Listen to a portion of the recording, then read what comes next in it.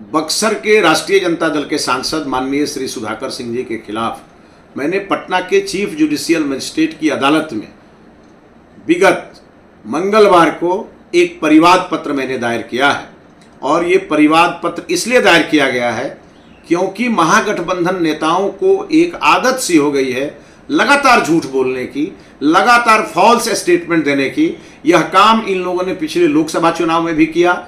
आदरणीय देश के प्रधानमंत्री माननीय मोदी जी के बारे में इन्होंने गरीब गुरबों के बीच में जाकर के यह बयान दिया, लोगों के मन में एक डर बैठाया कि मोदी जी तीसरी बार जीतेंगे तो संविधान बदल जाएगा, देश का चुनाव नहीं होगा। इस प्रकार का झूठ बोलने का इन लोगों ने काम किया। और अब चुनाव बीत गया, उसके बाद भी इनके सांसद, इनके नेता इस प्रकार का बयानबाजी कर रहे हैं। और ठीक इसी प्रकार का बयान एक बक्सर के माननीय सांसद सुधाकर सिंह जी ने मेरे ऊपर दिया है। और उन्होंने कहा है कि बक्सर में मैंने 12 करोड़ की ज़मीन खरीदी है।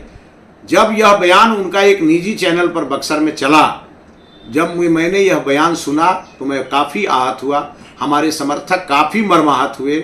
और तब मैंने उन्हें पिछले 1/10/2024 को अपने विद्वान अधिवक्ता श्री राधेश कुमार शर्मा की ओर से एक लीगल नोटिस भिजवाया।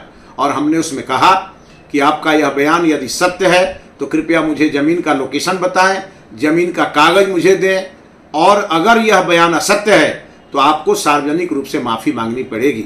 मेरा 1/10/2024 को भेजा हुआ लीगल नोटिस उन्हें 5/10/2024 को भी मिला। साथ में मैंने ईमेल पर भी भेजा था, और लेकिन आज तक उन्होंने कोई जवाब नहीं दिया। तो अंत में मुझे मजबूर होकर के और पटना के चीफ जुडिशियल मजिस्ट्रेट के कोर्ट में परिवाद पत्र दायर करना पड़ा। और मैंने इसलिए परिवाद पत्र दायर किया है कि लोकतंत्र में झूठ का कोई स्थान नहीं है, और ये लोग लगातार झूठ बोल रहे हैं। सुधाकर सिंह जी ने यह झूठ इसलिए बोला क्योंकि मुझे जांच एजेंसियां परेशान करे, मुझे इनकम टैक्स का नोटिस आए, मेरे खिलाफ ईडी कार्रवाई करे, इसलिए सुधाकर सिंह ने इस प्रकार का बयानबाजी किया। और यह बयान पूरी तरह से फॉल्स है, और इसलिए मैंने परिवाद पत्र दायर किया है। मैं इन्हें कोर्ट में घसीटूंगा और कोर्ट में इनसे मैं जवाब मांगूंगा, क्योंकि इनकी आदत छूटनी चाहिए। महागठबंधन के नेता जो लगातार झूठ बोल रहे हैं, उनके झूठ का पर्दाफाश होना चाहिए। और अभी रामगढ़ में उपचुनाव हो रहा है, ये अपने भाई को जिताने के लिए प्रतिदिन झूठ बोल रहे हैं।